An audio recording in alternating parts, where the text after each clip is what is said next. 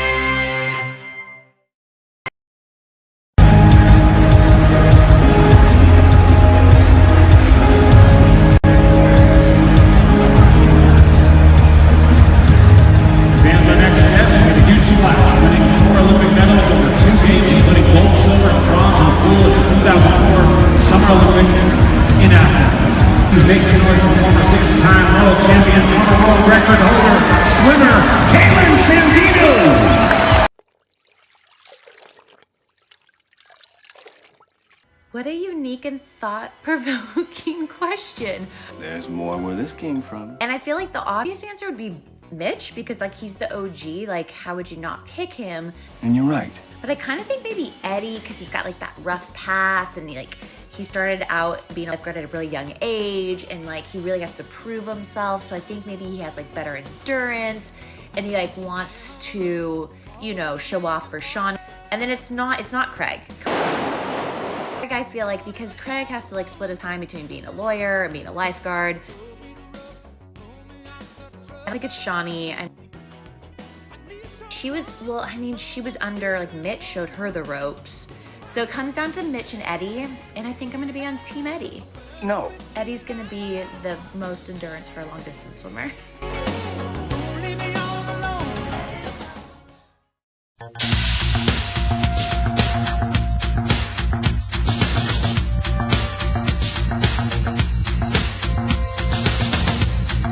Well, I haven't seen the new film The Tractor yet. I've seen the trailer. And Jill?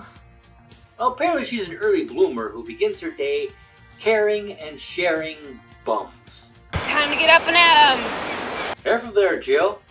You might think it's Taco Tuesday. What are you feeding him? Coffee. If you give him too much Viagra and prune juice, he's not going to know if he's coming or going. And half of a prune Danish. Attending his baby shower, reminding everyone that someone needs to take their birth control pill. They say there are lots of swimming styles, but There's only one style of drowning.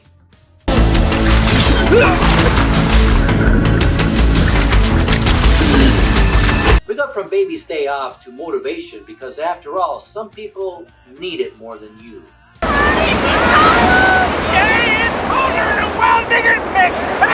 Here we have a scuba diver that rendezvous with a man with a bad ticker. Why? Because it's cheaper than therapy.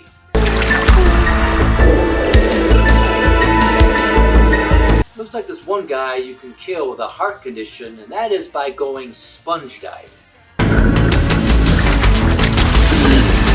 Okay, calm down, Jill. He's not whistling, he's wheezing. Can you hear me? Hold on. I know birthdays get worse as you get older, but look on the bright side. There's not many of them left now.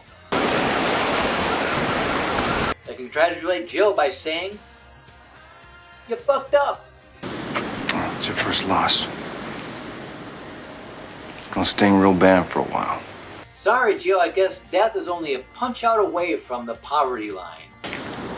I can handle it. No old people were harmed in the making of Geezer Planet. Of course, this guy is not nervous. He's just hyperventilating for fun. Something hit me! Hot damn, with a shock! Then it shifts from knocking on old man's door to trust me, I'm a shell of a lifeguard, starring Fred. A guy's going down your lifeguard getting back! I'm the one that saw him. Yeah. 2, Watch 3, him over here. 4. Yeah, our comic relief, our Jar Jar Binks guest star this week, starring everyone on Baywatch but us who loves him. Yes, the one and only Jeff Altman. That's where you decompress here after your rescues? It's a locker room, Fred. We take showers here.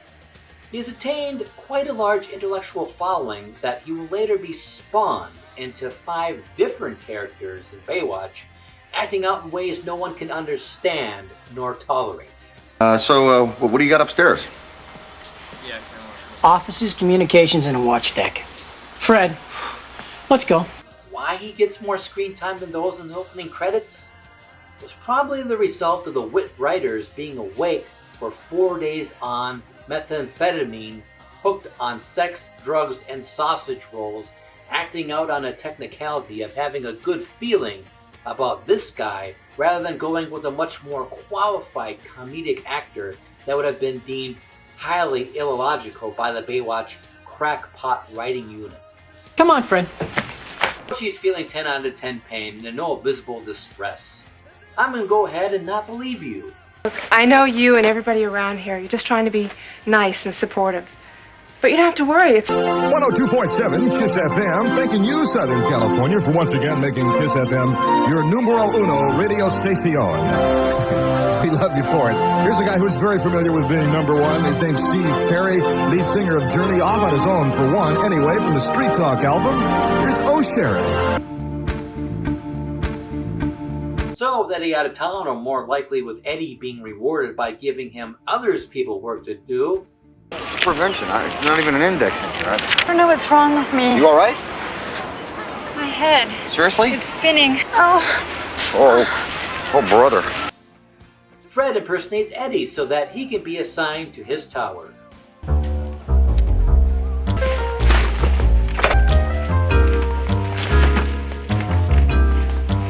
That's the same time Ja Rule once said about Fire Festival. What happened to San Diego, Eddie? Oh, yeah, well, plans change. You got a tower for me? That's not fraud. That's not fraud. Yeah, take 24. Yeah, okay.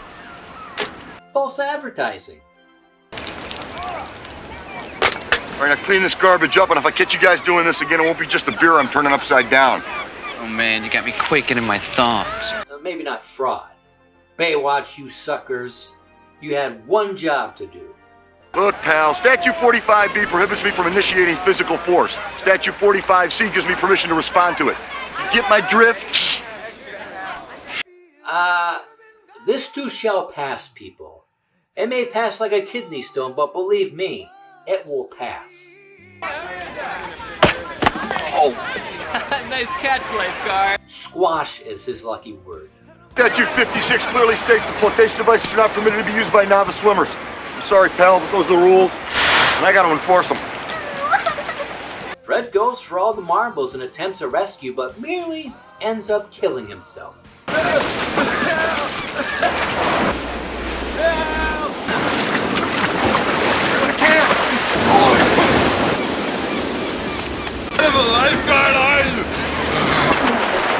Where we finally learn our moral of the story today, and that is trust is not always a smart thing to have when it's in the hands of someone like Eddie. I think that being a lifeguard helps you score with girls. Well, they do seem to be attracted to red trunks somehow. Nobody got hurt. A guy nearly killed you for kissing his wife. Busted. I wasn't kissing her, I was giving her CPR.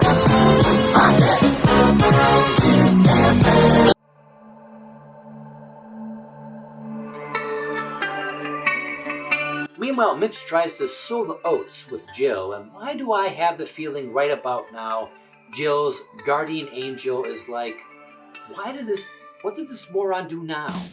Where Jill would rather hold up a sign saying, will you slap me for $5 million? My incident report, wanted to finish it while the facts were still fresh. We got Benton's autopsy report from the hospital. No traces of alcohol or drugs in his blood. Jill, the man had a heart attack. What are you looking for? Further burn her at the stake, they surely have her number, where they put her next to a locker labeled, Rest in Peace. Oh, isn't that unfortunate? Oh, you've got answers for everything. So Jill is now questioning whether she wants to exist, and despite all attempts by others to be nice to her, she shrugs everything off. Like she's okay. Maybe you ought to take a couple days off and go see Dr. Rappaport. I don't need to see a shrink.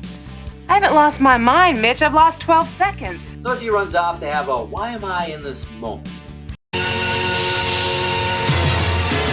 All right, Bruce Sweetall here on top of another 11 in a row. KIIS FM at AM Los Angeles. We're cooking now. Los Angeles.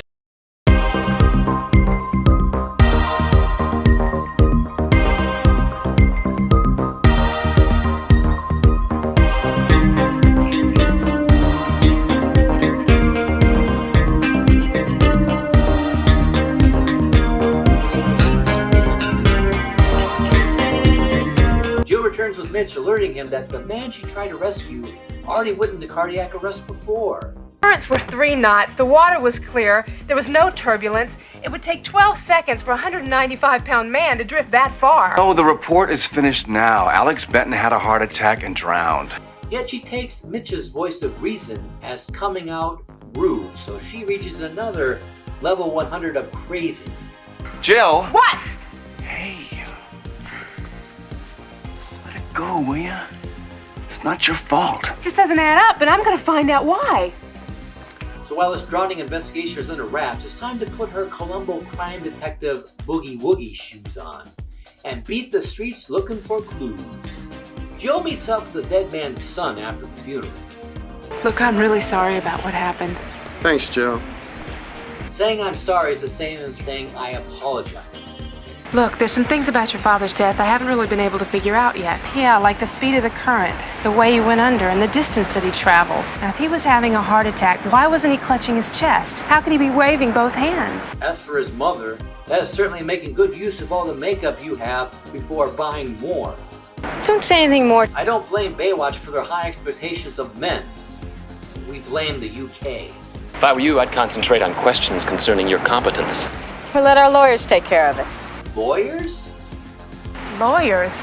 Do you promise to pay the bill, the whole bill, and nothing but the bill, so help you God? We're filing a negligence suit. Against you? Your superiors, the county? 102.7 KISS FM.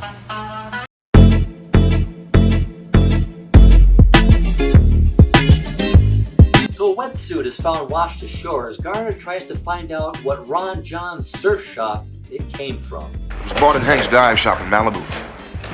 Handy piece of detective work. List of suspects is rounded up, including Derek McPuterschmidt.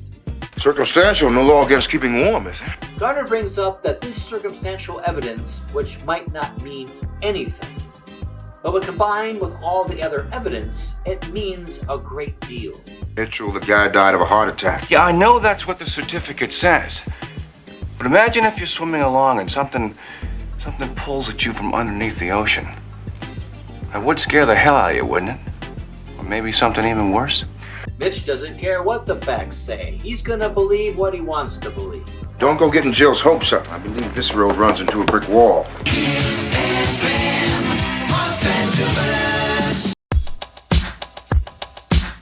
Derek may be off the hook as a murderer, but he could be guilty of one crime, and that is fucking on the first date. Listen, Jill, I would like the opportunity for you to get to know me a little. You think? Lunch? Tomorrow? Restaurant of your choice? Jill still is headstrong to find the identity of the killer, using Malibu Barbie lifeguard dioramas made up of used popsicle sticks to recreate the scene of the crime. I bet she can't wait what crime scene to build next, so she sure as hell can't pick the motto you should build next. Maybe she's no detective, but she has followed the trail of bullshit and it leads right to your mouth.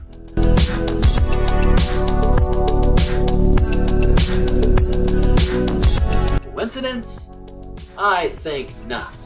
Strange, the circumstances that bring people together. And we've never noticed each other, and yet we've probably passed each other 1,000 times on the beach. Not shake the feeling that this guy is guilty. Shut up. You shut up suspicious minds with dinner.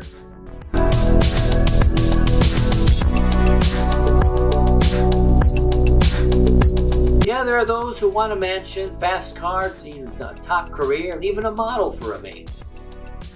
Then there are those who want a tiny and secluded mansion away from all kinds of people. Yeah, I feel safe already, especially when someone's drowning in it.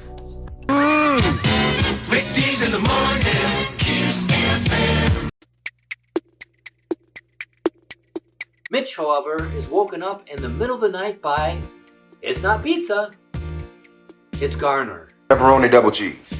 Anchovies? I hate anchovies. 55 minutes. Really? And you boys in blue call yourself the fastest land mammals? Just be happy I'm sharing. The difference between this divorce and a circumcision is that with a divorce, you get rid of the whole dick. I'll just sit down and stop bothering you. We begin contemplating that since Derek's father is dead, Derek stands to gain more money now. That's enough bucks to nourish a little greed and envy. LA weather. Let me see if I can get the weather over. Here, man. All right, partly cloudy tonight. Low tonight down to around 54. Now tomorrow, mostly sunny and nice. That means look for any close to, 8 to 10 inches of snow, if that's what I'm saying. High tomorrow, 75. Right now, it's a good-looking 58, Long Beach. 57, the Valley, and 58 right here, downtown Hollywood. 102.7. Say what? Kiss FM. Like I suspected, Jill is lured to a fireplace by Kenny G under the pale moonlight, which is drawing to the most obvious conclusion. Derek is brought in for questioning and presented him with the evidence of the wetsuit. Stuff gets ripped off and you act like I'm the one who's in trouble here. That's thought. Well, obviously you two have some sort of theory about what happened. Claims all the wetsuit and scuba gear were stolen. Possible someone was underwater waiting for your father to swim by. Like you did every morning. I was in the sauna when the club lifeguard notified me about my father. Jill, however, has a lapse in judgment due to this gosh darn cuddly cuteness. Mitch, I doubt there was time enough to make the swim from the club to my tower and then back again. Derek then accuses Garner of being a defective detective. Look, officer, if you're accusing me of having anything to do with my father's death, you better have more to go on than a lot of wet assumptions. Oh yeah, his defense is rock solid. If you're so sure he's guilty, why didn't you arrest him? Because all we have is circumstantial evidence, and your friend knows it. 2,000 watts of music power. Music power. KPWR, Los Angeles. Jill meets up with Derek again and reviews the footage from the old couple to further piece together the drowning. Have a lot more fun if we watch the coals heat up. No, I want to see it. She shares one of the tapes to Derek. So you're still not sure about me, are you? While they're watching on a night reel of the Oompa Loompas family vacation, they notice cousin Poor Man's Cumberbatch is also there. Sorry for barging in, Derek, but I need your signature. Yeah, hold on a second, Chuck. We're watching a tape. I'm questioning there's a viewing party going on and Cumberpatch is suddenly invited? What is this? Why are you watching it? This was taken on the same beach where Dad died. Well, they say it's better to have loved and lost than to live with a psycho nutcase of a brother for the rest of your life. That's you! Sorry, cuz. Cumberpatch and Jill take it to the sea while she channels for her inner flipper for a little paddling. Out of all the places to seek refuge, you choose the ocean? That's probably to drown her sorrows.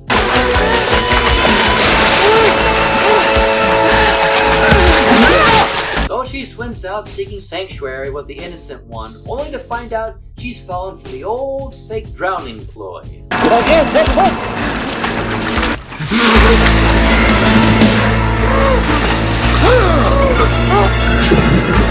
So if there's anything to gain from watching this, we hope you're convinced now why Jill gets very little screen time on the show.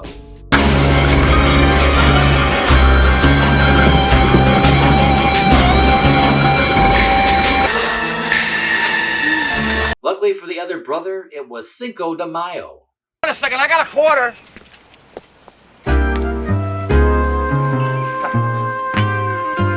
Fred? No. I'm telling you, man, you need help.